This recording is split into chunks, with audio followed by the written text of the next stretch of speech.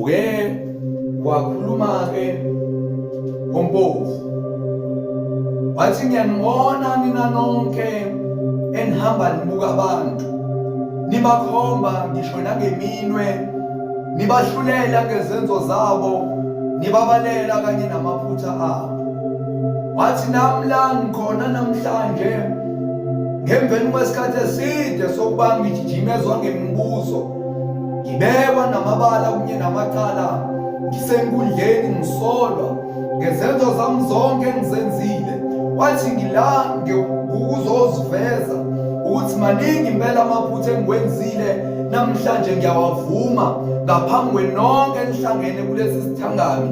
Wathi kepha-ke ngifuna nikwazi ukuthi ngizokwenza elinye iphutha namhlanje ekuyilona elizosula wonke lawo amanye amaphutha eseke ngawenza ngisho ebusheni bami nasebunganeni bami, kuze kuzofikela-ke usukwini lanamhlanje, ukuze wonke angabe esaba iphutha elingelona iphutha, kepha leli engilenza namhlanje-ke iphutha njengoba ngilokhu ngiphuthalaza lona-ke ngilenza ngenhloso. Angifisi ukuthi ningixolele kulona, kepha ngifisa niwaxolele wonke lawo madala. Ekugcineni ngifuna kube khona ubulungiswa nokulungisa phakathi kwamaphutha esiwenze singaboni.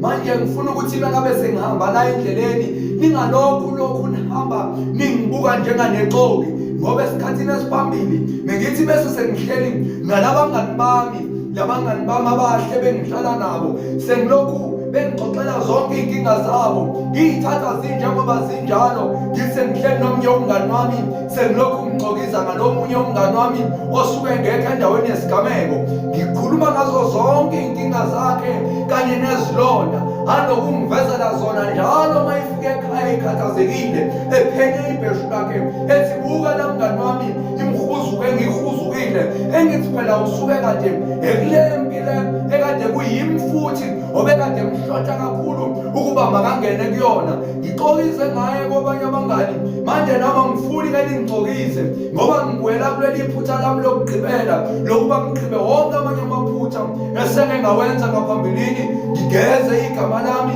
ngingasolwa ngezono engingazenzanga, nokuthi ninginuke ngawo wonke amaphutha enziwa yibona bonke abantu abenza amaphutha namaphutha enziwa ngabazali bami mina ngingakabibikho. Ngifuna ningisole ngezenzo eningibamba oqotsheni nizenza, nithi wena sake sakufika ngasey'ndongweni wenza yonke leya mkhuba yelizwe, hhayi amaphutha enziwe ngabantu endabeni zabantu, kuthiwa nami ngake ngabonakala noma ngake ngabandakanyeka kuloba buloyi ekufeni ikabani noma ekuguleni ikabani. Angihlangana lezo ndaba elizwe ngabantu ngoba nami mekwakwenzeka ngiyikhandele izindaba ngamagama abantu, izenzo zabantu abangakaze bazenza, noma meke ngabona umfanekiso ukuthi lokhu kufana nephutha kumuntu, bese mina kubantu ngikuveze njenganendaba engahlala olimini noma ematheni kubona.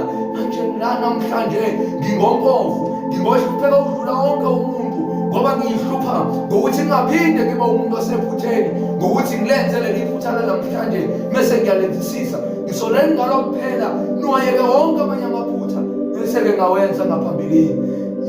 Imbhalobhalo iyakhula, imvunge iyavunguza ngobuciko, mbongi ziyacikoza, woza ama-Afrika uzolandela thamela nazi indaba zobuciko.